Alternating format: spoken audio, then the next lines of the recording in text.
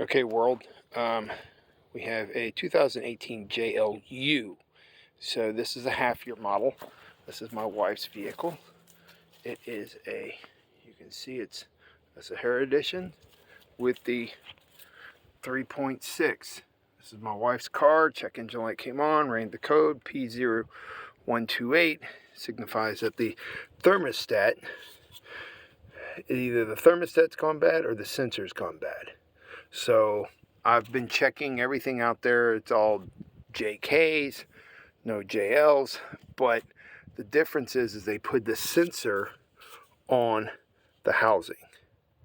So you can see the sensor plug right there. Instead of going all the way back here in the back, they put it up here. Very convenient. So what we're going to do is today we're going to take this off and change this out. Okay, so got a couple of these quick connect plugs that were attached to this box here. You had another one for the reservoir right there. I don't know if you can see it or not. Right, got that. Went ahead, took the box off. We're going to change out this K&N filter today. It's also a little grungy. You can see that. Definitely needs to be changed. Right. So, and you disconnect this hose off of this connector here, and there was 10 millimeters holding these in. So then you take this off, right, and everything comes off. That gives you access to the 10 millimeters that sit in there to hold this on. So by the way, here's the part number. Got it from AutoZone. It costs about $62. And you can see here that they wrap it up nice and pretty, right? So, but as you can tell by the wrapper, it's sealed up, you know, that's how it comes. So we got it all unwrapped. So you can see they put the sensor right there, right? So I don't know why it's not focusing. There it is. So you can see the sensor sits there. So apparently either the sensor goes bad, or either, I don't know, something inside the thermostat goes out. Not quite sure how these things work, but you know, there's a black hole. So we're gonna go ahead and tackle this thing. Shouldn't take that long. I'm gonna be coming in and out as much as I can to give you guys step-by-step directions. Okay, it took me a little bit of time. I'm trying to do everything with hand tools because not a lot of people have battery operated, you know, ratchets and all that kind of stuff. I mean, so, you know, I'm just trying to use good old elbow grease. But the thermostat looking sensor one was a little bit of a dickens to get off.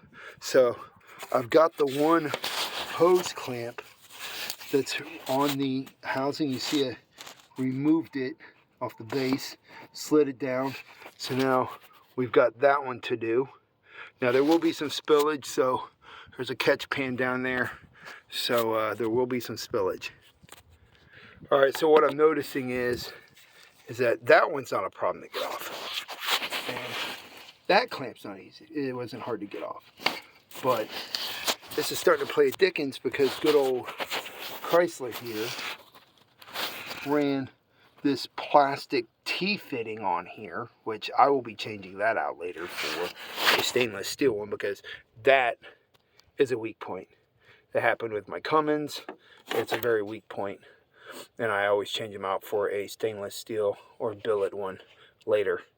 So right now, my dad showed me a hack about 40 years ago, and you spray a little bit of WD-40 or PB Blaster or something, spray it at the base of the hose. You can see it's a little oily. It goes down and it will help get these hoses off because after a while they stick. Okay, we managed to get one 10 millimeter out of there, as you can see. I'm working on that one. There are 3 that hold this in. There's 1, 2, third was on the bottom of the hose. So let's see what we can do. We're letting the hoses soak. They are on, they're seized up on there pretty good. So we're gonna let that hose sit. It's probably gonna be easier to get the hose off after I've already taken this thermostat off. So we'll see. All right, everybody, I'm gonna give a shout out to the engineers at FCA, because every one of these 10 millimeters, something was in the way. The sensor thing was in the way of that 10 millimeter. These pipes right here were in the way of that 10 millimeter. And as you can see, I got my ratchet going through here for that 10 millimeter on the bottom. So thank you, FCA. They designed everything to be in your way. So it's a little aggravating. So, I mean, well, it is what it is, but you know, we'll make it happen. So, as you can tell, I'm not a videographer by no means, but I'm just trying to help you guys out. Okay, so we got it off. So it will leave the gasket on there, so you need to make sure you take that gasket off, right? Now, we're just trying to work on this hose. It is a booger. I'm not gonna lie. It is a booger. This hose is really, it's really seized on there. My little, putting some PB Blaster in there to lubricate it did not help. So, if you guys know a better way, please share in the comments. But it's really, oh, and it's the catch pan caught a lot. It like, you just hear it gurgling. It drained pretty much the whole dang reservoir. So let's see what we got going on. All right, ladies and gentlemen, to get that off, right, I had to use this little pick tool to get underneath the rubber hose and go around it. That worked for the little one. So I've been working on that for about 10 minutes. Like I said, if there's a better way, you guys gotta let me know, but I have not seen a video out there for JLs. So, keeping you posted. All right, so we got like I said, I've got the little one off. The big one, I managed to separate it with a screwdriver, and I just got some, this is what I'm using. Yeah, blaster. PB Blaster, penetrating wall, to get down onto the hose. That does kind of help a lot, because once you can start moving the hose around, it will start getting, it'll start breaking down and loosening up. So, pretty much all I've been using is just like pliers, 10 millimeters, stuff like this, you know, so. And if you notice, I took the nice little bag that the part came in. I put it on the throttle module so that, you know, it'd be when nothing falling. I mean, pretty much the butterfly's closed in it, but you don't want anything falling in there anyways, any debris, anything like that, anything foreign. So, but I will tell you, while we're letting this penetrate that reservoir, make sure you have the nice Chrysler FCA orange, or whatever their color is, antifreeze. So, because it did drain that bottle completely down. All right, we're gonna go back at it. All right, ladies and gentlemen, we got it out. That sucked. I will tell you that if you've never done this before, I've been on this, I know we're probably right around the 10-minute mark, I mean the 9-minute mark on this, but if you've never done this before, go ahead and prepare yourself for at least 45 minutes to an hour to get it off. But you can see she is disconnected. So, and all of this stuff, all of these, this looks like it goes to the power steering module maybe. I'm not quite sure.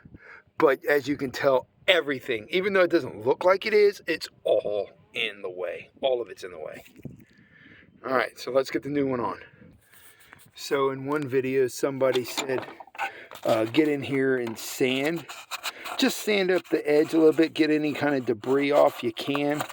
So we're gonna just lightly seeing it get any kind of dirt or any remnants of, I don't think the gasket's on it, but I don't feel it. But we're just gonna follow that person's advice on it. Seems to be okay. It looks like it doesn't have a channel or nothing. It's kind of flat in there. So, you know, we're just gonna follow that person's advice. I think it's a good idea. And then all I'm gonna do is just dry it out with a towel.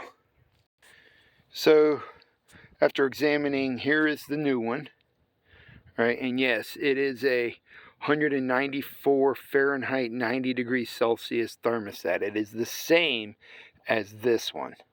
This is the factory one.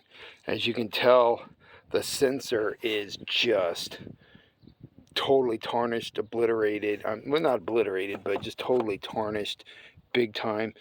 If anybody doesn't know, a lot of antifreeze is very corrosive to parts.